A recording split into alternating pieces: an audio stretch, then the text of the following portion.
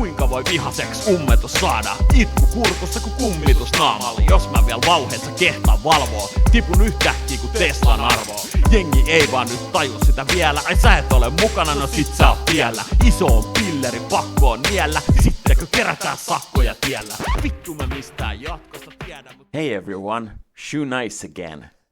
Well, basically. This is not Shoe Nice. No.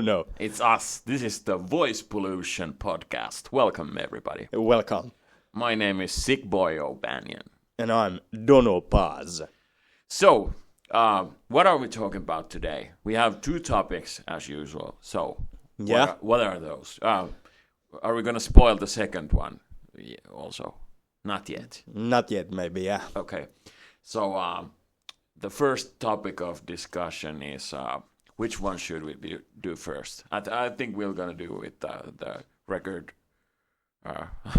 record ratings. Yeah, maybe. Yeah, we're going to rate two records that have been put out like very recently. And I think everyone who's into hip-hop has already like been made aware of those. Maybe I think so too, yeah. Yes. So we're going to talk about those since that's like we've been grinding those records like over and over these last few days. Made some research also and yeah. So, but before we get into our proper discussion, what's your album of the week? So, in my notes. Did you have to like write that up so you remember which album you played the most? Because of my bad memory. Yeah, but it's been a while. You haven't been able to listen to any of No. So this is actually kind of like last week's album of the week. Okay, but yeah, it's not really cheating though. No. Yeah, it's because of the circumstances. So. Yeah, I haven't been able to listen very much. Yeah. Music past days. Yeah, you're very good with the words. Very good. Okay, so what's the album? What's your pick, man? Okay, so my album of the week this time was Riva Wiza. Oh, which Riva Wiza album is that? Weezer and their Green album. Green album. Yeah, I listened it last week. Is the Green album your favorite Weezer album? I think I can say, yeah, it is. It's better than Pinkerton. Well, no. Yeah, it's not better than... Yeah, no.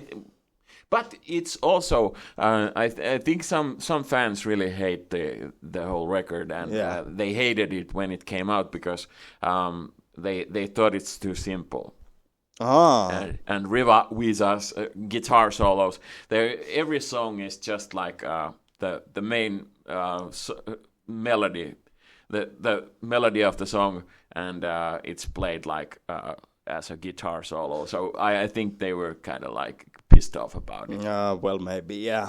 But it's also it's very pop oriented, the whole Green album. So yeah, it is. Yeah, and it's really good. It's the length is just I think it's perfect. Yeah, that's right.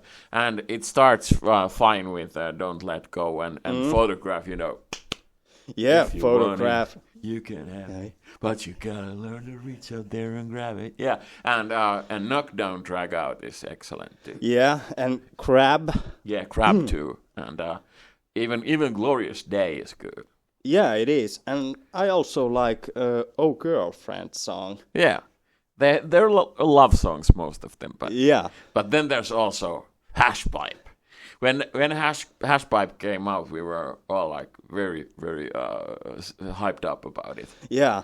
And I remember I saw, first video I saw was Island in the Sun. Yeah. Which version was that? There's two versions. The other one is with the Animals and... I saw that one with the Animals. Yeah, Mikey is no longer there. Yeah. Yeah, he was already kind of not feeling very good. But I like the Mikey Welsh era best of all. They even played some of the Maladroit songs with him.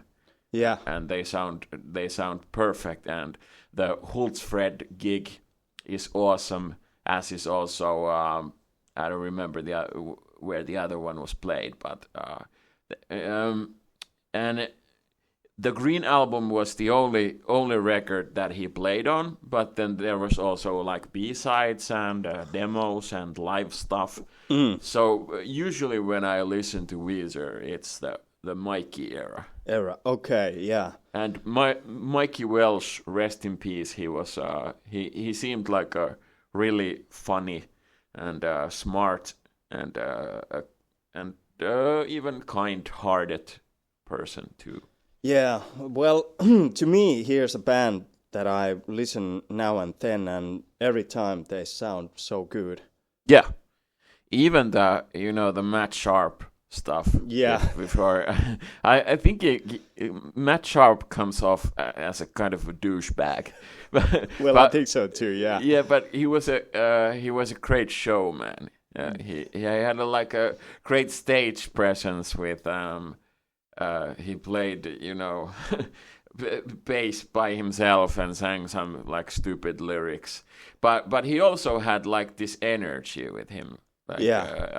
When Riva, Wiza, and Brian were like just standing in place, Matt Sharp was like bouncing all over. Moving. Yeah. And he has like that very interesting fuzzy bass sound in the first two records.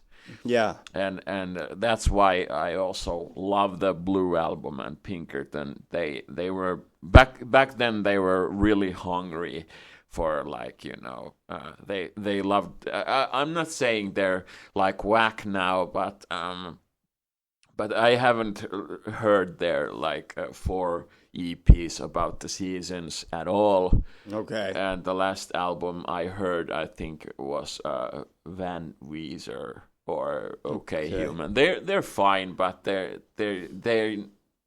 won't ever make another album like Blue or Pinkerton or Green. No, I haven't heard the last few ones. Yeah, that much. I think you should hear that Okay Human.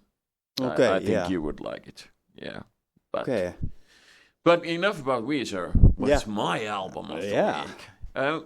Well, it's been kind of I've been having a hard time deciding which one I'm gonna pick because I've listened like a whole shitload of records. Okay. And we're not gonna pick the ones that we're supposed to do like the research of the ones we're gonna rate. Yeah, that we agreed. Yeah. So that's why it makes it a little difficult because those are the ones I've played the most. Yeah. But this is gonna be really boring because I think my last pick was a Black Album by Metallica. Yeah, I think so too. So now it's just a Rust in Peace by Megadeth. Okay. I listened it on the vinyl and I was just so happy it's not the 2004 that remix where Dave had to he recorded some of the vocals. Yeah. And it sounds stupid. But it was the original mix. And I'm looking for, finding the first albums on their original mixes. Okay. Yes, that's right. So, but Rust in Peace is, it's one of my favorite albums of all time. And when I was maybe 11 years old, we went to a great shopping mall in Finland. It's one of the biggest ones, even back then. And I was told by my parents that you can pick one album from the record store. Just one. Yeah, and I was pondering between Rust in Peace and Number of the Beast by Iron Maiden. Okay. But I'm glad I picked Rust in Peace because as it turned out, just a little later, Number of the Beast was one of those kind of CDs that you could purchase at Anttila, which was there was an Anttila in almost every one of the bigger cities. It was I think equal to what maybe a Walmart is or Target in the US. Quite the same, I think. Yeah. And I still have my copy of Rust in Peace. Okay. Yeah, it's the original, and it's in good shape too. and the booklet, Dave's face is all intact and Okay. everything. Yeah. Well, I think we should move on. We've been talking about album of the week for 10 minutes. Okay. But then- I think this time we won't have a time limit, though. Yeah, Because time limits are dumb. that's right. So, what's the first topic of discussion for today? For today, it is Ghostface Killah Supreme Clientele 2 Yes, number And- 2. and Raekwon's. Emperor's New Clothes. Yeah, that's right. Yeah. I think it's named after the fairy tale about the yeah. dumb emperor that was naked but Naked he and- was stole. yeah. Yeah, he was wearing clothes. What a dumb fuck. What an idiot. But we're gonna talk about both of those albums because, of course, Raekwon and Ghostface Killah are both from the Wu Tang clan, Yeah, and we fans have been given like real treats because both of those artists like put out their records in like a row. yeah. Yeah, very very short span between those two, and so what's your opinion on the Raekwon album? I think we're gonna talk about it first because it came first. Okay, let's talk about it. Yeah, Well, I have to say I liked it a lot. yeah, me too. Almost from the first listening, Yeah, and what I'm about to say. it's very controversial. Yeah. You're gonna say that you didn't like one of the songs. No. I hate the record. No. By the way, I forgot to watch the Bear Hill video. Yeah. You need to watch it. Yeah. I think it's really good. Yeah, it's the song that starts the album, Bear Hill. Yeah. Well, to get to the point, I really liked in the first listening. I liked the songs like Wild Corsicans, Yeah, me too.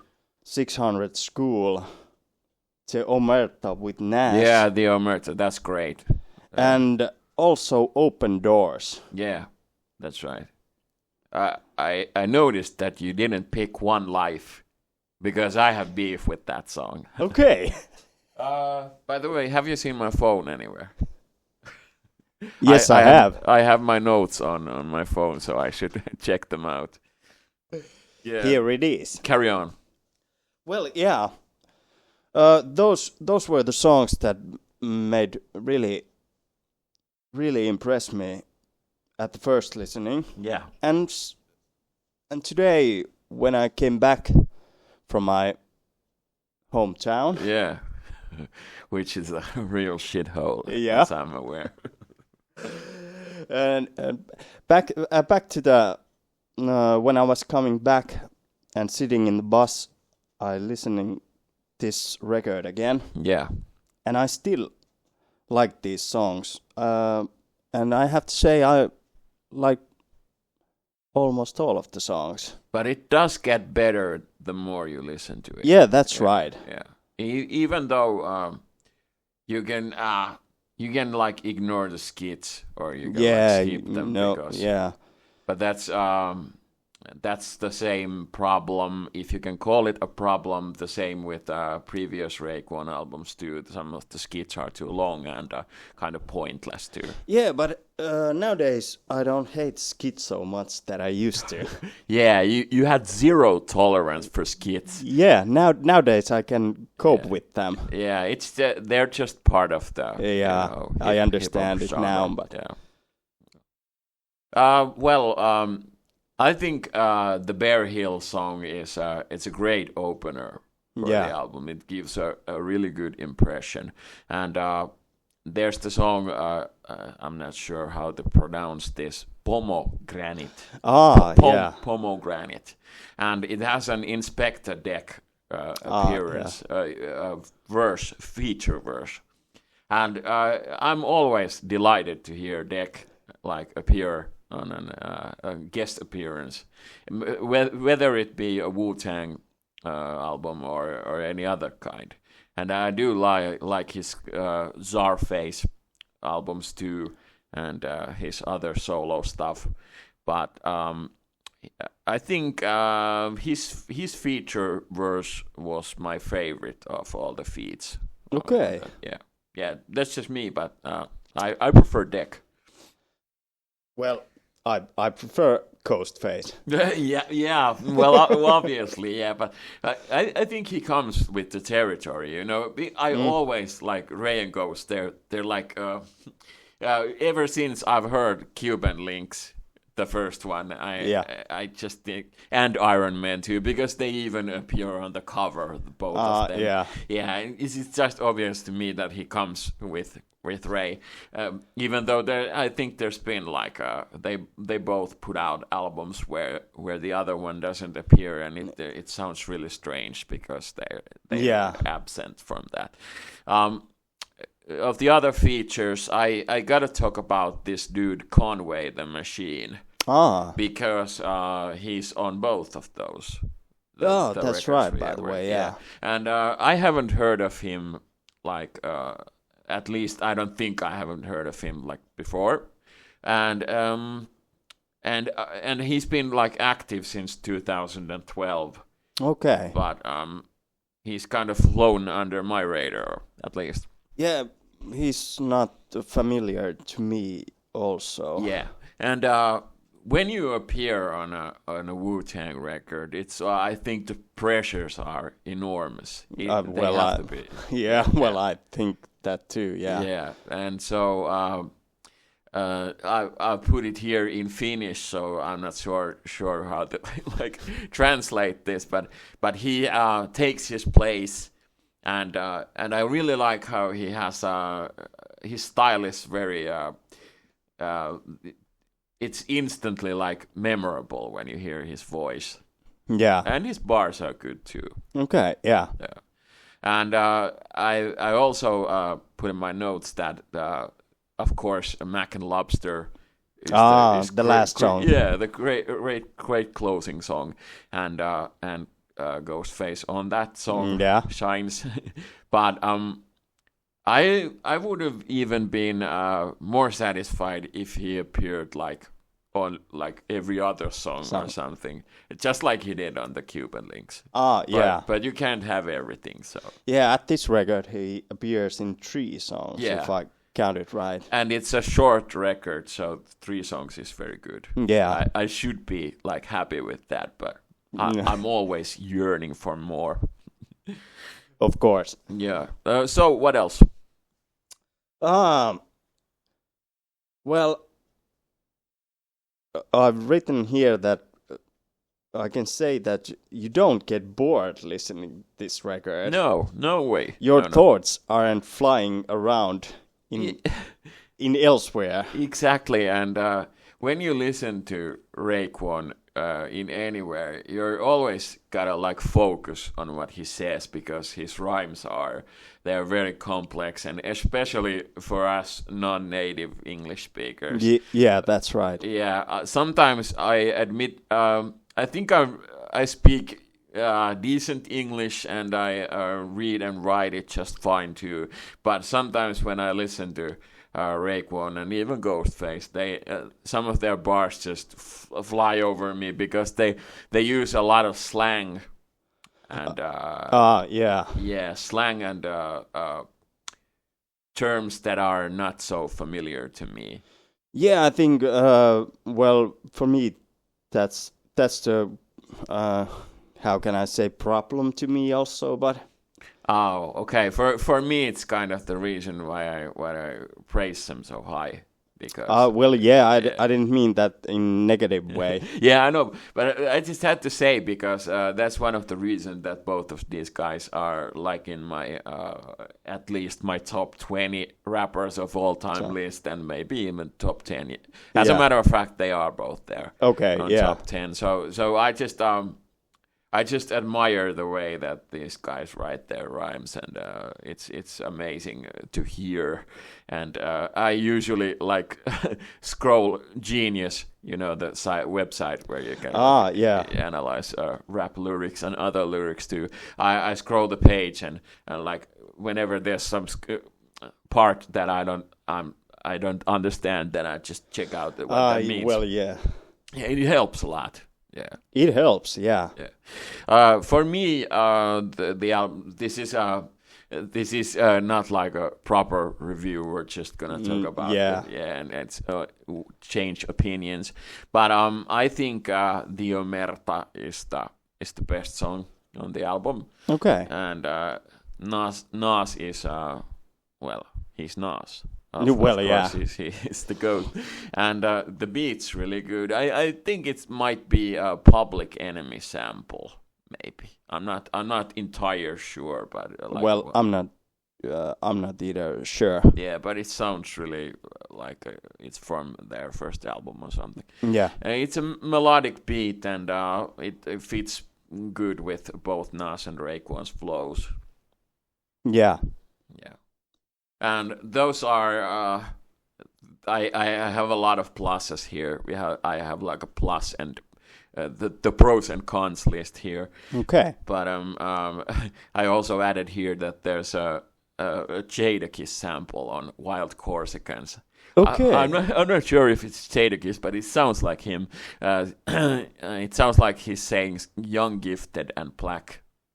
Okay. I just if it is Jadakiss, then it's even better. If it's not, it's still a very cool sample.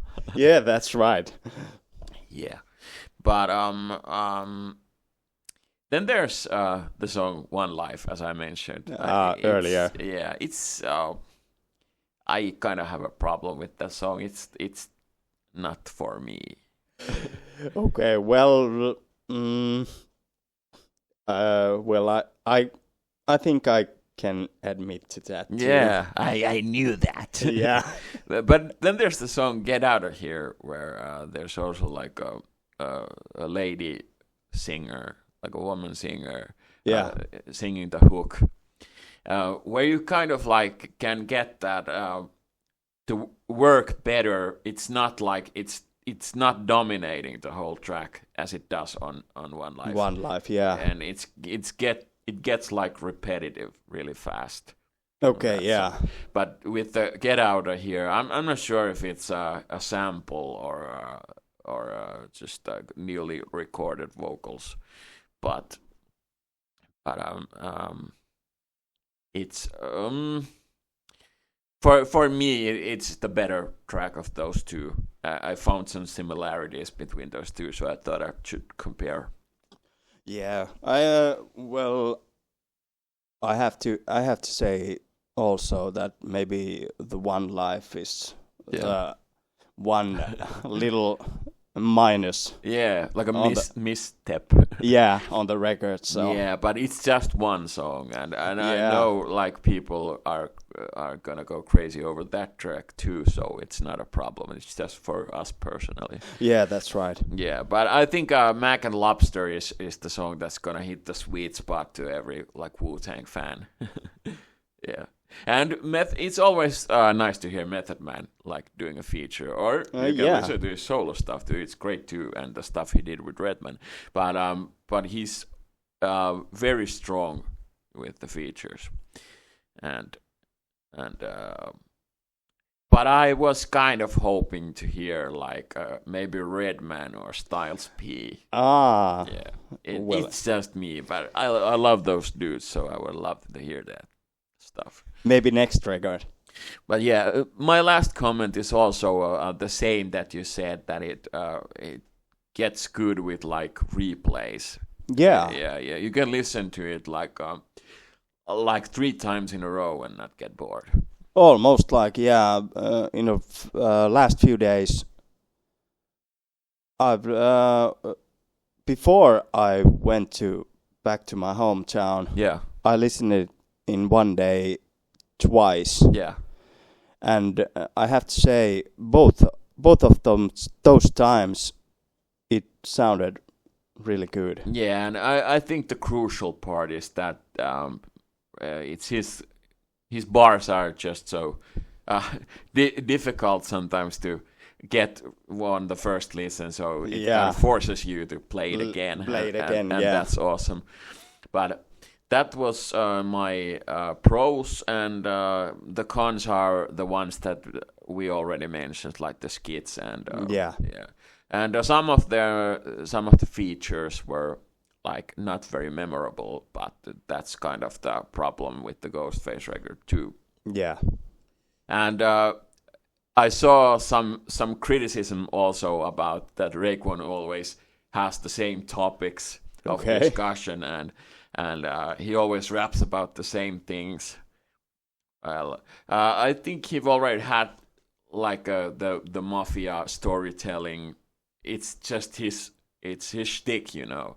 Yeah, and that's fine by me. He comes up with new stuff, even because it's just it's a topic that you can like get creative with, and that's exactly what he does. Yeah, and that's no problem to me. No, me neither. And it's like ever since the first Only Built for Cuban Linx record, and even the Wu Tang albums from that time period, it doesn't matter. I think he gets creative, and that's the most important thing. Yeah, I think so too. Yeah.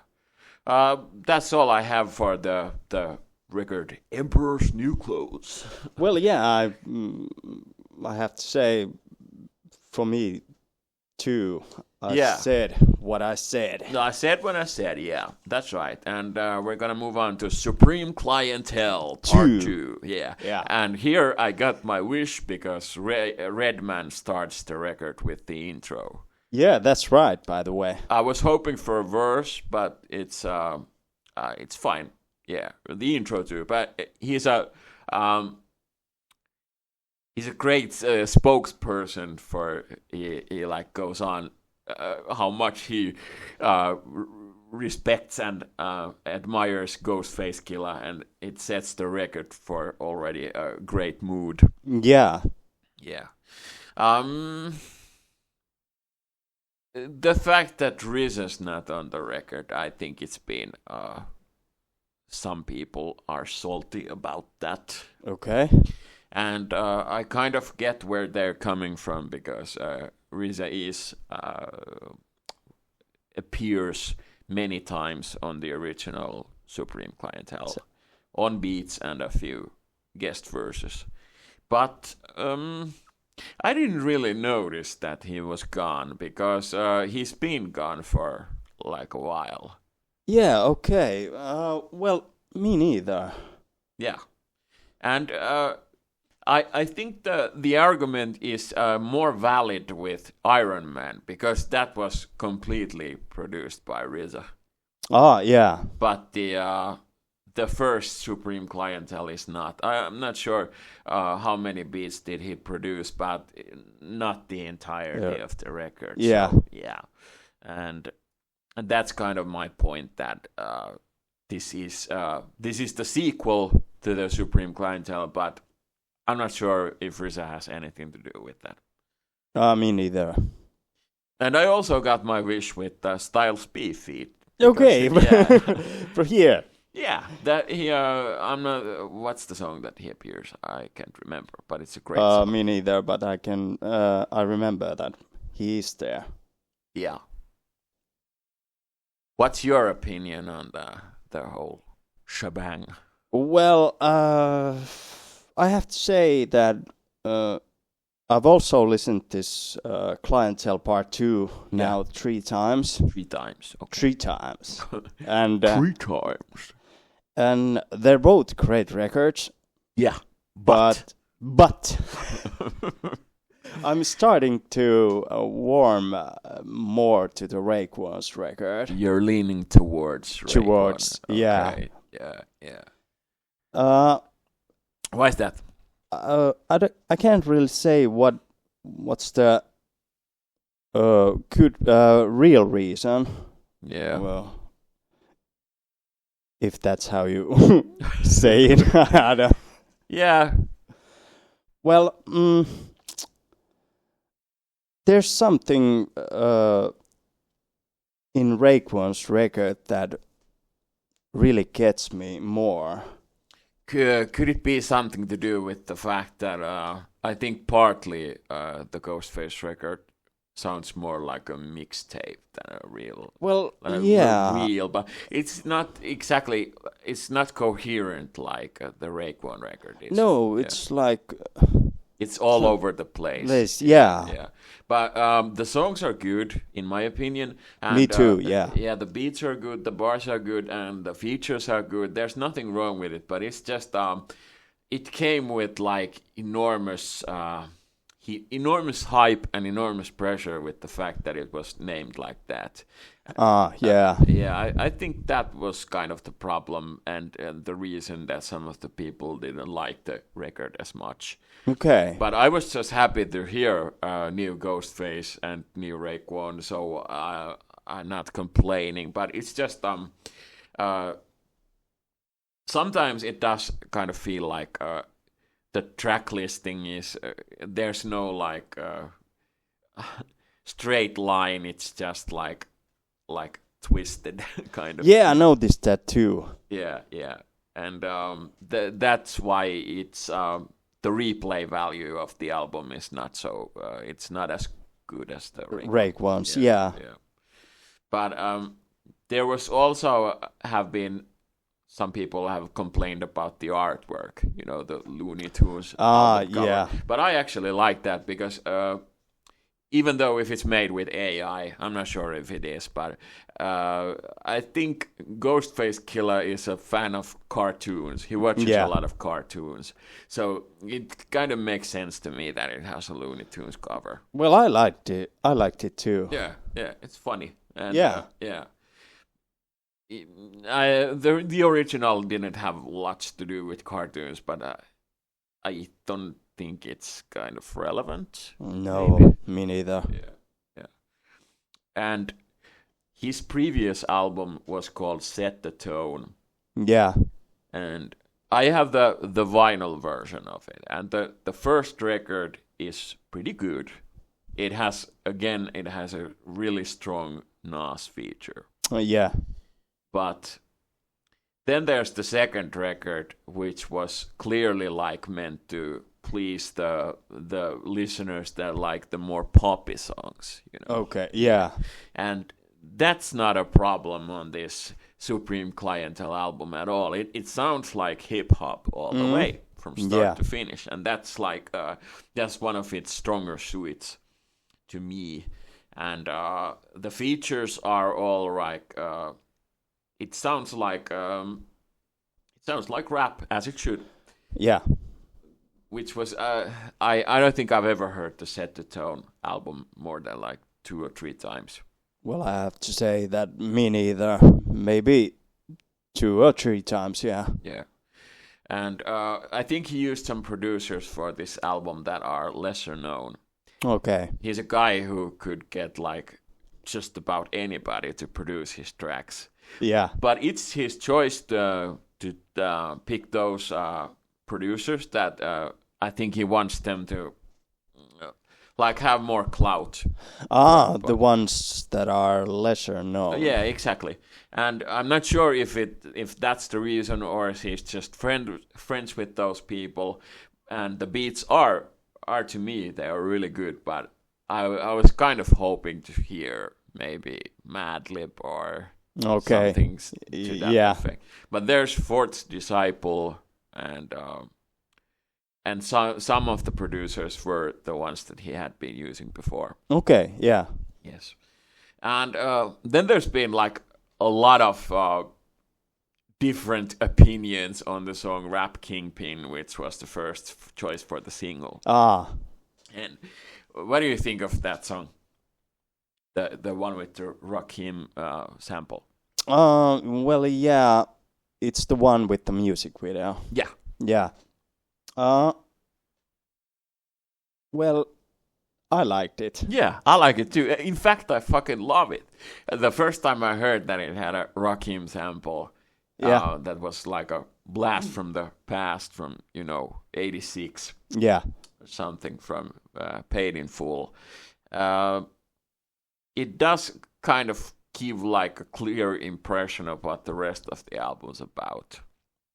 Yeah, that song and Metaphysics was the first songs that I heard from the album. Yeah. Before I listened the whole album. Yeah. And well, to me they sound great. Yeah, there's along with Rap Kingpin, there's the what's that called?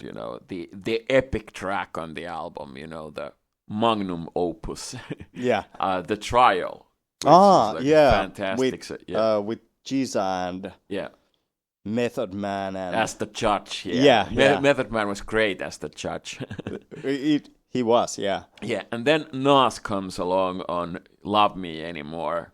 Yeah. And Ghostface Killah has always used old soul and funk samples and vocal samples too. And that's what kind of is also present on this record too. Yeah, it's true. Yeah, and Candyland was also a fun track because he's just listing different drugs. Yeah. Rhyming them. It's very typical for Ghostface to do a song like that. He should have just put Raekwon on the feature and it would be perfect. Just yeah. I've always loved his samples.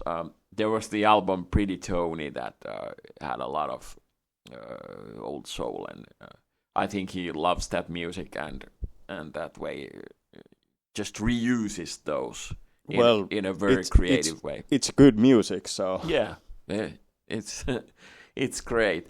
I think there were there's the MOP feature. I gotta talk about that too. Okay. Yeah, it's always great to hear MOP, but that was a really mellow, laid-back song for MOP to feature, because usually when they come on, it's like a brick in your fucking face. Yeah, and it wasn't bad, but I was kind of expecting it to be like a little rougher. You were expecting more. Yeah, I wasn't expecting more from the song, but I was expecting it to be really much harder. Because that's just their style. Yeah. They're the mash out posse. And it wasn't too mellow, but I was surprised how mellow it was. When I saw the track listing, I saw that MOP is there. I was expecting something different. But okay. Yeah. And the songs that have the best beats, best beats for me are like Georgie Porgy. Oh, that was really good. Yeah. Yes. Metaphysics. Yeah. Said The Trial, Rap Kingpin, of course, and Candyland. Yeah. Yeah. Because usually, to me, when making beats, when you find a sample that's you're gonna use it on your song, you gotta pick a sample that's you work around the sample. Yeah. To make that beat, because usually the sample is so good that you just gonna grind it over and over into the song. Yeah. And that's what happens in the Candyland, for example. And there was also this vocal sample on some track. I can't remember which one it was. I should have made better notes. These are very typical notes to me, because you can't make heads or tails of this. Well, I think so too. That maybe I should made better notes, but yeah. But about the Trial, that was the one song that I thought was equal to any of the best songs on the first Supreme Clientele. Okay, yeah. Yeah, and that's a big compliment, because it's one of my favorite rap albums of all time. So I praise them in a high regard, and that's why I thought the Trial could have easily been on the first one. Yeah, I think so too. Maybe the Georgie Porgy song too. Yeah. I love when Ghostface Killah goes to his storytelling mode. You just gotta listen. You gotta hear what he has to say, because the stories he tells are crazy. That's true. That's cray true. cray. Yeah. Motherfucker. Yeah. But about the cons on I think the one that I've put in the first spot here is the fact that it doesn't really always sound like a coherent album. It's just to my ears that sounds like there's nothing bad about mixtapes. I'm not saying that, but the Machiavelli album in '96, the Seventh Day Theory, it was originally supposed to be a mixtape. Okay. And it sounds like that because the songs don't make a perfect combination, but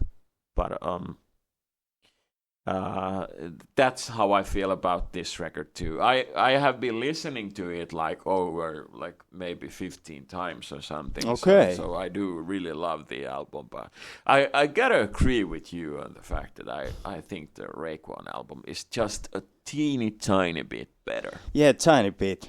Yeah, and the skits on this album too, they're kind of pointless. Yeah, that's true. Yeah, but I think someone maybe finds joy in them too. I'm not sure. Maybe for the first time that I listened this, I also listened to skits. Yeah, but then you skip them. Yeah, I have to admit that. Yeah, when I don't have a lot of time, I skip them too. Yeah, and there's one song that I don't like about the album. Okay, all. What it is? It's a beatbox. Ah. I think the beat is it's too chaotic for my taste. It doesn't really, to me, it doesn't fit with the rest of the sound of the record otherwise. Okay. And the bars are fine, but it's just it's too distracting for me, and I wish it wasn't on there. On the record. Yeah. Okay. Maybe with lesser skits and omit the whole beatbox song, so it would have been fine. But I guess if we had to rate the records from 0 to 5, how much would you give the Raekwon record? I have to say that I would give it 5. Yeah, me too. And how about the Ghostface? Well, I like to say 5, but I have to say 4. Yeah, we're on the same page here. I give it a 4 too. Maybe with time it's gonna grow on me more, but at the moment it's gonna be a 4. At the moment, yeah. Yeah, but I'm sure these both of these albums are gonna be when they release the physical versions, I'm gonna buy them because I saw that they're gonna release both of them on vinyl, so I'm obviously gonna get them because I have all the others too, and especially I bought the Ghostface record, the Set the Tone album. I bought it, but it's just gonna sit on my fucking shelf. Especially I'm not gonna listen to the Collecting Dust. Yeah, the other record is. It's not whack, but there's a lot of songs I like. Yeah. Okay. So, by the way, which one is your favorite rapper from the Wu Tang Clan? For Capadonna. Me, of course. By the way, he made a new record too. But I haven't listened to that. But me neither. But I did listen to the new Master Killer record. Okay. Yeah. Do you like it? Yeah, it was fine. His album No Set Date from 2004 or 2005 is actually really good. Okay. And I think it should be, when talking about the best Wu-Tang solo records, the No Set Date one should be discussed more because it's really good, and the other members feature on that too. Okay. And it's one of my favorites from all of those because I even listen to You God's first solo, and I do listen to the Czarface ones, and Inspector Deck's first one. Then there's the that was lost in, there was a flood in the studio back in the 90s, and they were like, they have made a whole Inspect the Deck album with RZA producing. Yeah. And then there was a fucking flood, and it just took it all away. No. Yeah, we're never gonna hear those songs. Shit. And then there's the one that one fuckface bought. Once Upon a Time in Shaolin. Oh yeah, that's. I think somebody even like managed to get like a digital copy of the record, but it was password protected or something. Ah, okay, yeah. And even the hackers couldn't open it. So.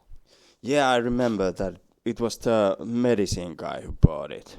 Yeah, Martin Shkreli. Yeah. I think he shouldn't be said medicine guy. He was more like some dipshit who made sure that people don't get their medicine. Yeah, he high up the prices. Yeah, too fucking much. Yeah.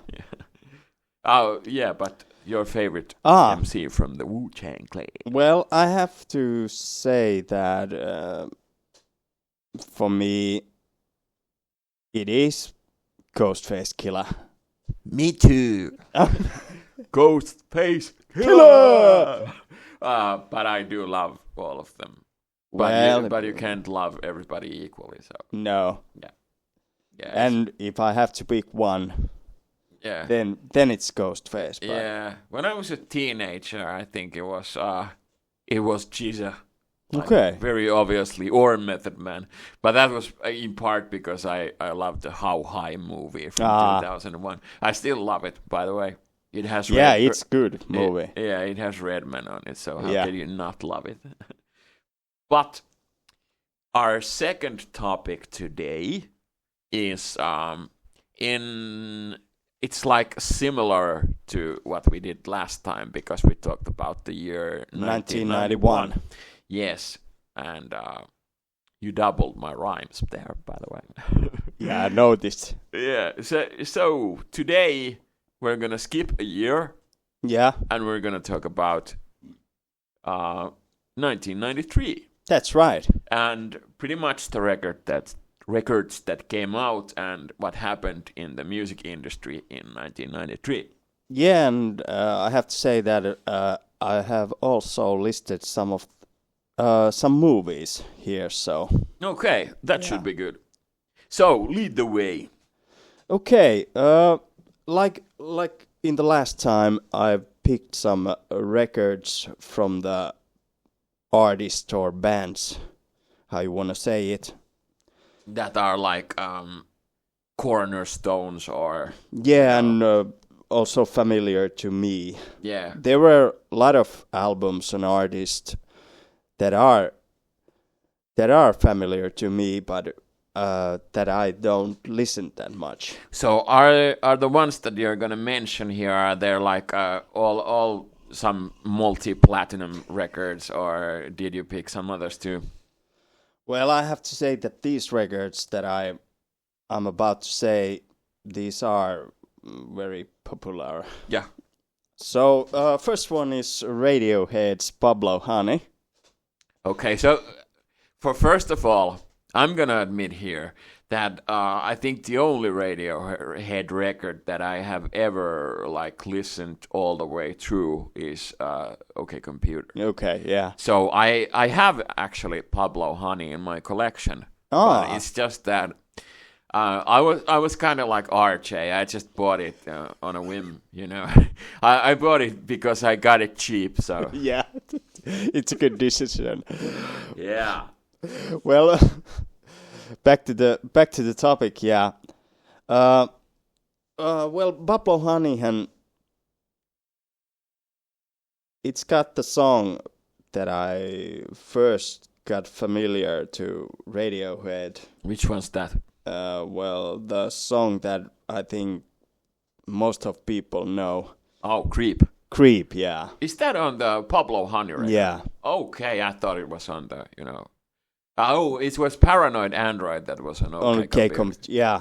But the Creep is it's a fun song to sing on karaoke, SingStar. Yeah, I actually got a lot of points from that. But it was the easy difficulty though. I can't sing, by the way. Not a fucking note. No. Yeah, but yeah. Well, anyhow, it was the first Radiohead song that I heard. Yeah. And I have to admit that when I heard the other albums and songs after that, I thought that, what is this? Yeah. Are they like too different from Creep? Yeah. Okay.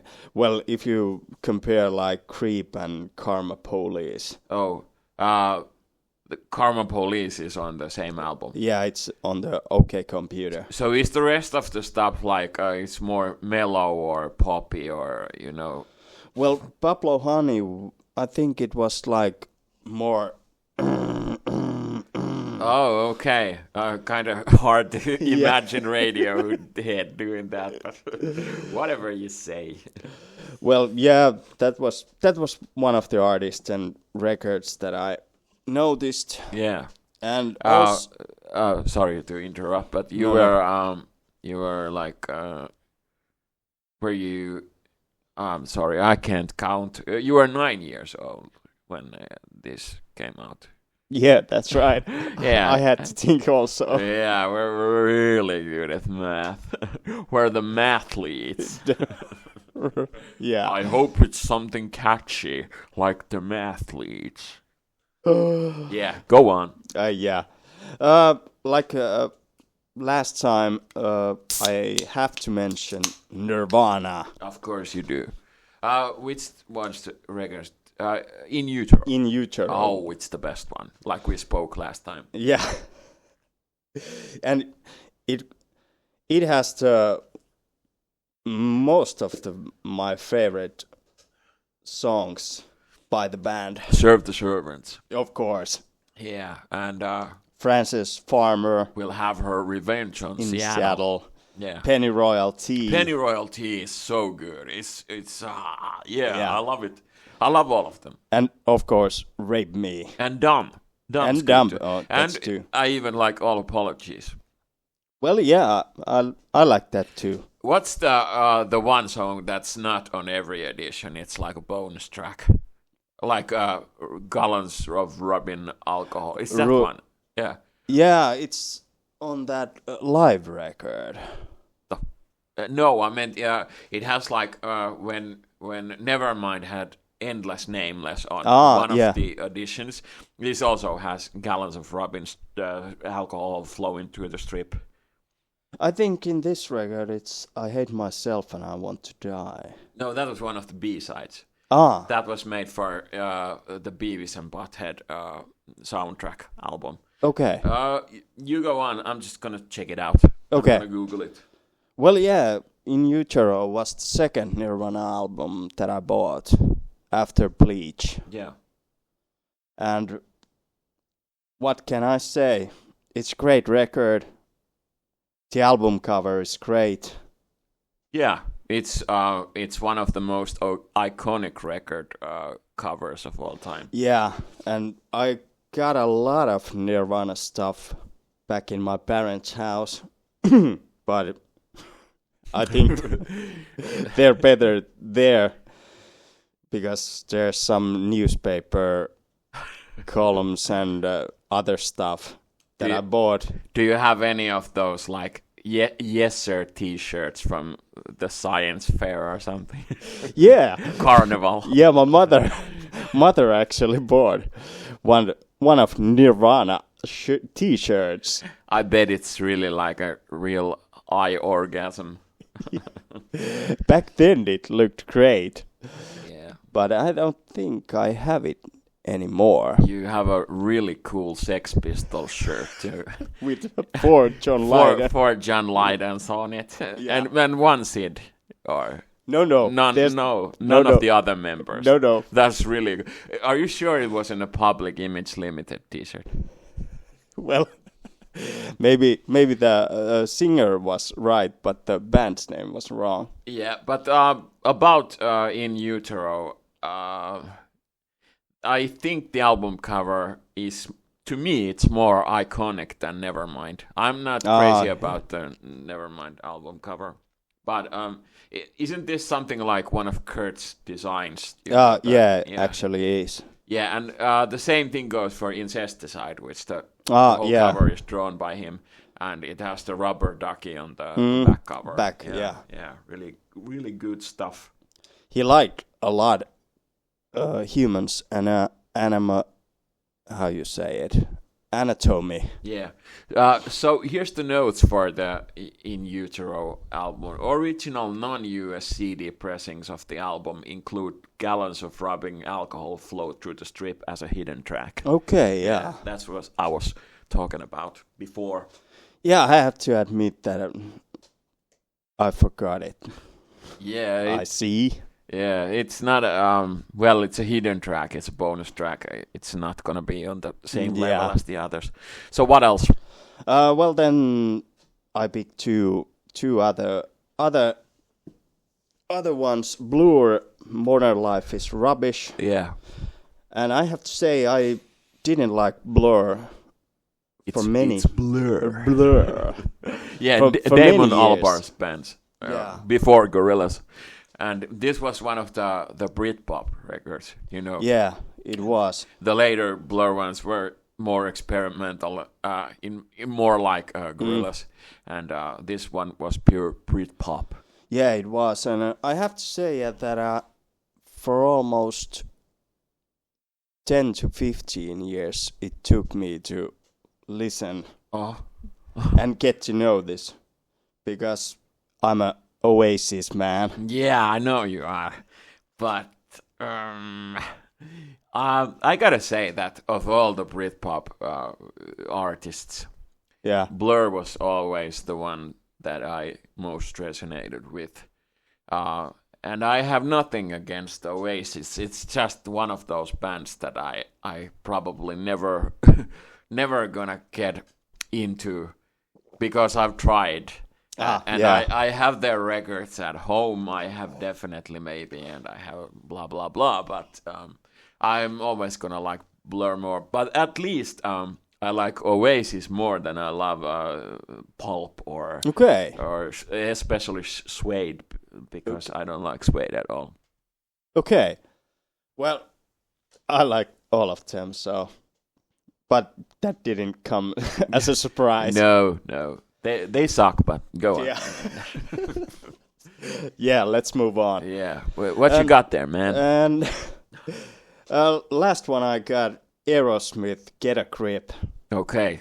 What's your opinion on Get a Grip?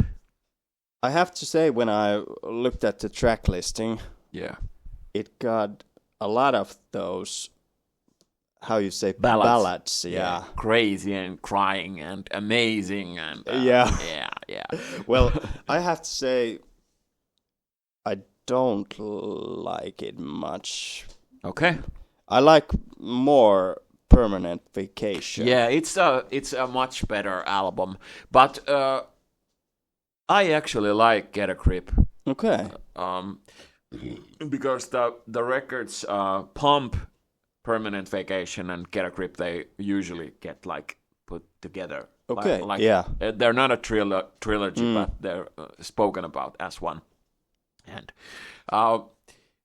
besides the ballads, they made a lot of those with I think Desmond Child also. I'm not sure. Jack something. but there's also like real bangers on it, like Eat the Rich. Yeah. Shut Up and Dance. Yeah, that song I like. Yeah. I like a lot, but maybe for me it's because of these ballads. But if you can put them aside, it's a great. You can skip those. Yeah, and some of the editions have a song called "Can't Stop Messing," which is one of the better those 90s Aerosmith bangers of the time. Okay. I'm not sure why it's not on every edition, but okay. Back then they were like taking and from some European editions they pick the song and just take it out, even though it fit there perfectly. But, Okay. What do you think about the udder on the cover of the Get a Grip record? You know, the cow's tit. Well, it's I really, like it. Yeah, it's one of the best ones I've ever seen. Yeah, I think it's really good. Yeah, it has a piercing and and Aerosmith logo on it too. Of course. I think it's probably Steven Tyler's idea. I think so too. Yeah. Do you remember the "Living on the Edge" music video? Not so good. Yeah. It had Edward Furlong on it. Yeah. And they had Alicia Silverstone in I think "Crying or Crazy" video. Okay. I think it was Alicia Silverstone, and Liv Tyler was on it too, but that's no surprise there. No, well, yeah. Yeah. Aerosmith is it's a great band, but I think the best records are from the 70s. You know, Toys in the Attic. Well, yeah, I think so too. Yeah. But I gotta give like a hats off to those guys for making it last as long as they did. They were like really relevant in the 90s. They were actually, yeah. Yes, that's right. That's right. That's right. Did you have anything else, or should I continue here? Well, one record I have to admit. Sorry, we don't have no time. Okay, so thank you and goodbye. No, this is one of my top 10 records of all time. Well, from the last 2 years, maybe. Okay. That I've listened the most. Okay. In that. Proceed. Yeah. It's Guru's Jazz Vol 1. Okay. Props to you, man. Yeah. It sounds really good. Yeah, you like the more like the jazz rap style when it comes to beats. Yeah. Like that sound like real instruments, and I think they are on Guru's records. I think they are real, like the Roots did, and yeah. You know. Well, I have to say, for this record, it's so great when you get up in the morning, you get a cup of coffee, you put this record on, and you're drinking your morning coffee. It's the perfect start of the day. Yeah, it sounds like fun. Yeah. I don't drink coffee and I don't listen to Guru, so I'm not gonna try it. Yeah, no, but I prefer the Gangstar. Yeah. But Guru is he was very good, and I'm not surprised that you picked the Guru record on. Okay. And which Jazzmatazz record was that? Volume 2? Volume 1. Oh, okay. Yeah. It's the best one. Definitely. But there were a lot of other hip-hop albums in 1993 because it's one of the 90s, it's one of the most fruitful years in hip-hop and rap. Yeah. And I'm just gonna check out which ones are that are the most important to me. Okay. Well, obviously, we have spoken about these dudes a lot today, but Enter the Wu Tang came out in '93. It's one of your favorite hip hop albums. It is. Yeah. Then there's obviously Midnight Marauders by A Tribe Called Quest. Then Bahlon Mind State by De La Soul. Return of the Boom Bap by KRS-One. Back the Fuck Up by Onyx. No Need for Alarm by Delta Funky Homo Sapien. 21 and Over by The Alcoholics. Black Sunday by Cypress Hill. And 1993 by Naughty by Nature. And this one I saved for last because it's the one I love the most. Okay. It's Strictly For My by Tupac. Yeah, this is gonna be like a repeating pattern that every single time we make a podcast, I somehow kind of like derail it to talking about Tupac records, but it's just gonna happen every time. So sit back and enjoy the ride and deal with it. Yeah. Well, we spoke about his first album, Tupacalypse Now, the last time. Yeah. But this one's a lot better. He sounds already like totally like himself, and the lyrics are about the streets. And back then he was like he wasn't telling stories from his own point of view. Yeah. But rather than like some fictional people who have like a lot of shit in their lives. But the ones that I mentioned, they are all like those multi-platinum hip-hop albums, and that's why it was one of the most important years back then for. It's kind of similar to 96. I think we should talk about 96 maybe the last next time. Yeah. Or something, but there will also be talking about Tupac records. Okay. Of course. Yes. And of course, yeah, there were so much from that genre, 93 till Infinity by Souls of Mischief and so on. Yeah. And there were gangster rap, then the jazz rap stuff. Yeah. You know, the mellow, more like positive, conscious rap like A Tribe Called Quest and so on. I think even The Roots had some album came out back then. Yeah. When it comes to like metal music, there wasn't really so much albums that were familiar to me. Immortal put out some record in '93. Also, Varg did with Burzum, and but they're not ones that I'd rather talk about here because I don't have enough expertise on them. But it was an important year. And also, of course, Doggy Style by Snoop Doggy Dogg. Yeah, that's right. By the way, yeah, it came from the death row camp. Yeah. They already had like Dr. Dre's the Chronic under their belt, and maybe some of the soundtrack albums too. They were like building their empire. Piece by piece. Yeah, and this was even back then when Tupac wasn't signed on the record. Yeah. But Suge was already like taking his place and sitting on the fucking throne, and yeah. But a lot of really good stuff came out in '93, and I was just 7 years old. Yeah, that's true. By the way, yeah. Yeah, I watched a lot of MTV, but I wasn't familiar with any of these. In fact, when they did play some rap, I was kind of like pissed off and said that they should play like more rock. Well, I was 9 years old, but I have to admit that I really don't remember a lot of those years. Yeah, when it comes to listening to music, you're kind of a late bloomer, aren't you? I have to admit that too, yeah. Yeah. It was more like when I was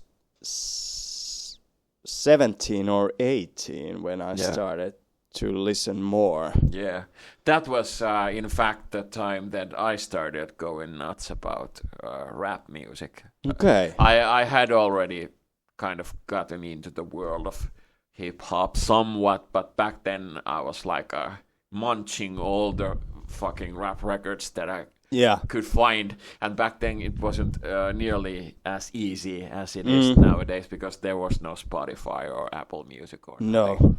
Yeah, you had to go to the fucking record store or download something from Kazaa, but you could download a song from there. Like it might say Cypress Hill, but when you download it, it's just gonna be some like Las Ketchup or something. Yeah, something really stupid from that time period.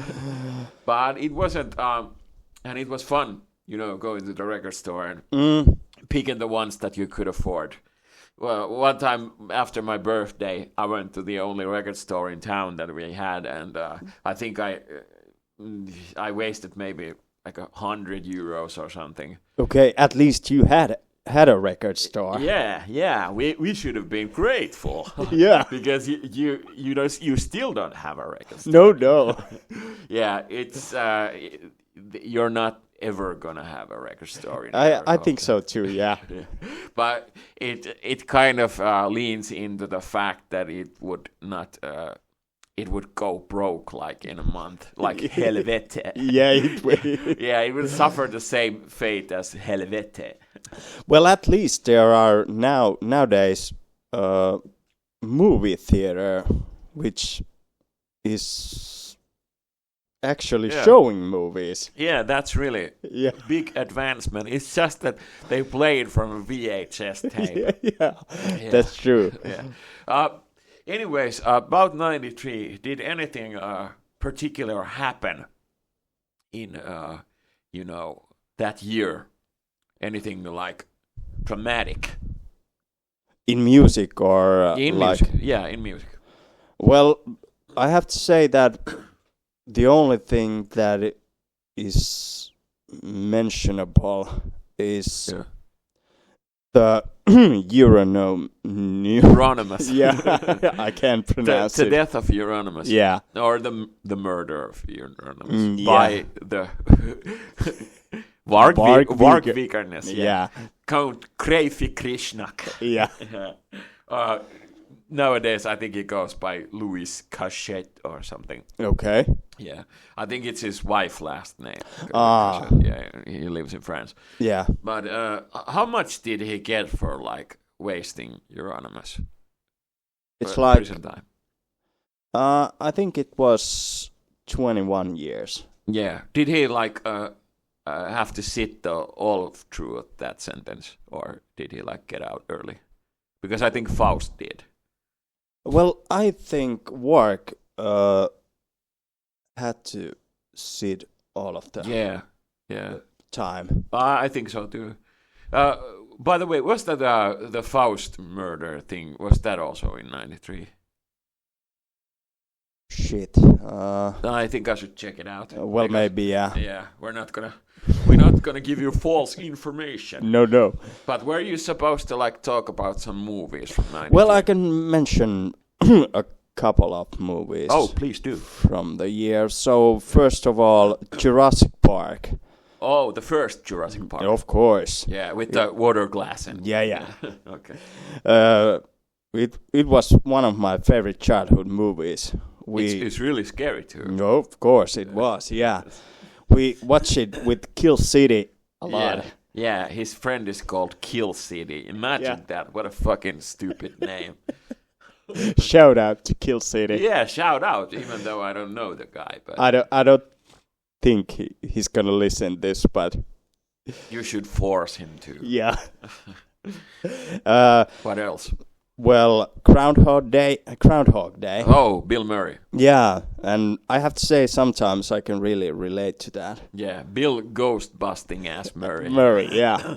Yeah, it's kind of it's an anxiety-inducing movie because that would be awful. Just like Happy Death Day, we just watched,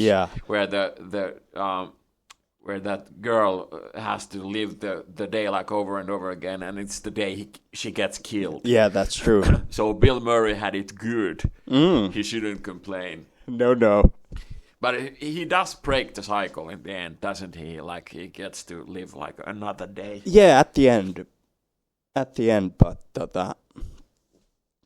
Yeah? Yeah. He started speaking Finnish. Now. Yeah. Now he's embarrassed. Yeah. And also, I have to say, Falling Day. It's the Michael Douglas movie. Yeah, but that's Falling Down. Okay, then there was Internet, got me wrong. Yeah, but that's a really good movie. I love it. I'm not sure who directed it, but it's really good. I can't remember also, but... Yeah, it's about this guy who has like a day that everything goes wrong for him, and he's just... he goes apeshit. He goes on a rampage. He starts like breaking shit up and starts picking fights with people, and Yeah, that's true. And I have to say that in the last job, I gotta say that I could really relate to that. Yeah, But yeah.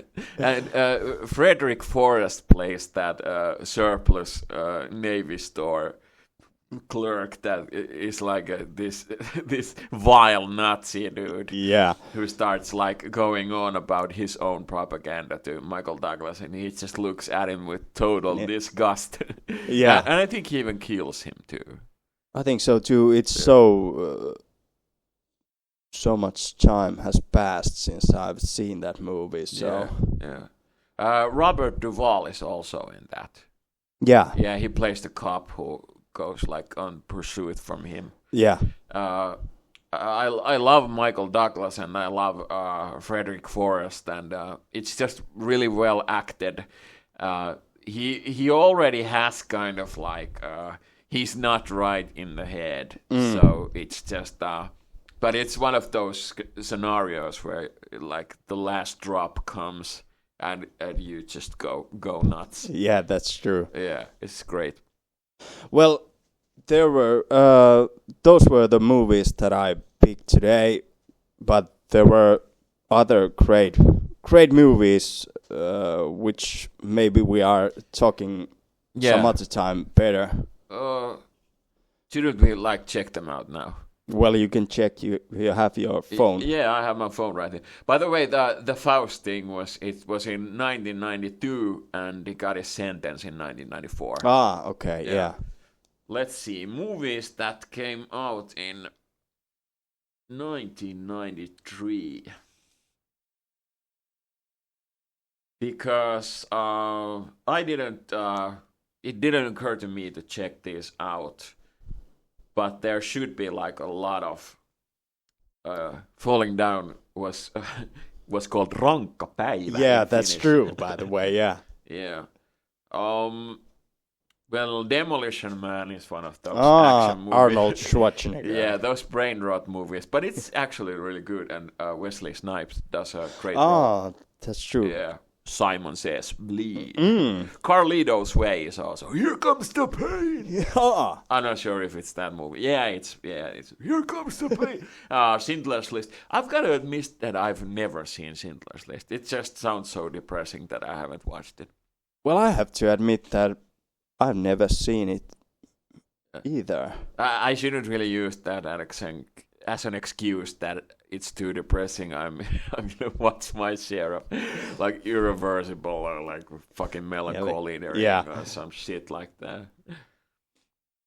A lot of action movies. Last Action Hero. Yeah, Arnold Schwarzenegger. Yeah. Jason Goes to Hell. The Friday the 13th. I think it's like part 9 or something. Okay, yeah. It's one of Dazed and Confused. Oh, it's like in top 5. Yeah. Yeah. A really great one of those day in the life movies from it's made in 1993, but it's about the 70s, the late 70s. Yeah, that's true. Yeah. It has Mila Jovovich on like a really minor part where she doesn't even speak. Okay. In the whole movie. All right. Yeah, Wooderson. Yeah. He's a disgusting dude, but Matthew McConaughey makes a great role. That's true, yeah. Yeah, then Coneheads came in. Yeah. Dan Aykroyd and Jane Curtin. Kelkkajengi came also. It was a movie about a Jamaican bobsled team. And have you seen it? Yeah, I have seen it. Yeah. Okay, because I haven't. Yeah, they sing a song about some Jamaican bobsled team, and John Candy is their like manager. Okay. Yeah. Needful Things also. We watched that movie, Stephen King's book. Yeah. Max von Sydow has that store where. That's true. Yeah, that was really good. It was. Yeah. Then there's Serkkupoika, eli The Good Son. Okay. I sound like Paulin pelivideo. But it's about Macaulay Culkin and Elijah Wood. They're like cousins. Okay, we watched it. Yeah, and we should see it again, but you can't find it anywhere. So that's like bogus. Poetic Justice also in '93. Okay. It had Tupac in it. Yeah, that's true. Yeah. Well, these are good movies, yeah. But I think another year would be better to talk about films. Well, I think so too. Yeah. Yeah. But we've spoken a lot of stuff here, so it's not exactly like we glossed over this stuff, but also Cliffhanger too. That's good. Rennie Harleen. Yeah, a lot of action. So I was hoping for more some drama or something, but it's okay. I don't mind action, but I think I don't watch a lot of action movies. Well, yeah, when I was younger, I liked more action movies, but these days I'm not really fan of them. Yeah. By the way, the Last Action Hero soundtrack is it's great. It has one Cypress Hill song, but it also has a lot of metal. Okay. Anthrax is on that, and even Alice in Chains has 2 tracks on it. Like you cannot find those tracks anywhere else. Okay. Yeah. And it has, I think Megadeth is also on there too. Because they did a lot of 90s soundtrack songs. They even had one of the fucking Super Mario movie soundtrack. Okay. You know, Bob Hoskins plays. And what's that one guy? The Benny Blanco from the Bronx dude. What the fuck is his name? We watched a movie about him recently where he was a drug dealer. John Leguizamo. Yeah, John Leguizamo. He plays Luigi. Okay. Which genius had the idea of making a live-action Super Mario movie? Come on. Well, someone thought that it would be a great idea. Yeah, but it was destined to fail. Yeah. Okay, I think we're just about wrapped up this stuff now.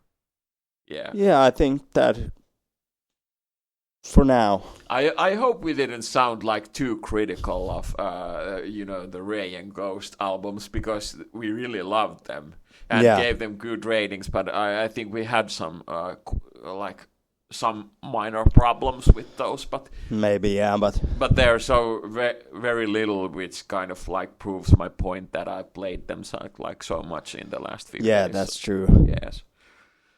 But my mom said I shouldn't say, but I'm here too often. but I think I've made it like 2,000 times in this podcast alone.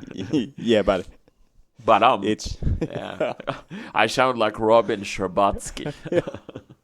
Okay, but we'll see you next time. I've been Sick Boy Banyan, and I've been Don Obas, and see you guys next time.